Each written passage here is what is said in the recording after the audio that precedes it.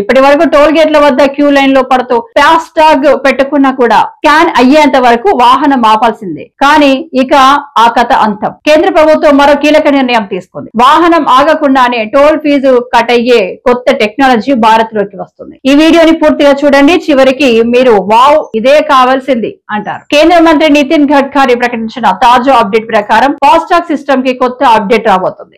ఇక toll gate వద్ద break వేయాల్సిన అవసరం లేదు. వాహనం స్పీడ్ తగ్గించకుండా గేటు దాటిపోవచ్చు. మీ ఫాస్ట్ ట్యాగ్ బ్యాలెన్స్ నుంచే ఆటోమేటిక్ గా పేమెంట్ కట్ అవుతుంది. ఈ నెలలోనే దేశవ్యాప్తంగా అమలు ప్రక్రియ మొదలవుతుంది. మనం టోల్ వద్ద ఎదుర్కొనే సమస్యలు, పొడవాటి క్యూ లైన్లు, పండుగ రోజుల్లో భారీ రద్దీ, ఫాస్ట్ ట్యాగ్ ఉన్న స్కాన్ అయ్యేంత వరకు వేచి చూడాలి, డబ్బు, టైం, ఫ్యూయల్ వృధా, ఇవన్నీ దృష్టిలో పెట్టుకుని కేంద్రం ఈ కొత్త టెక్నాలజీ తీసుకొస్తుంది.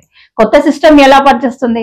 National payments corporation of India special గా అభివృద్ధి చేసిన సిస్టమ్ ఇది. ఏఐ ఆధారంగా పనిచేసే అడ్వాన్స్డ్ టెక్నాలజీ. వాహనం ఆగాల్సిన అవసరం లేదు. Automatic number plate recognition, ANPR కెమెరాలు మీ వాహనం నంబర్ ని రీడ్ చేస్తాయి. ఫాస్ట్ ట్యాగ్ అకౌంట్ తో మ్యాచింగ్ చేసి వెంటనే పేమెంట్ డెబిట్, గేట్ దాటేసరికి పేమెంట్ పూర్తయిపోతుంది.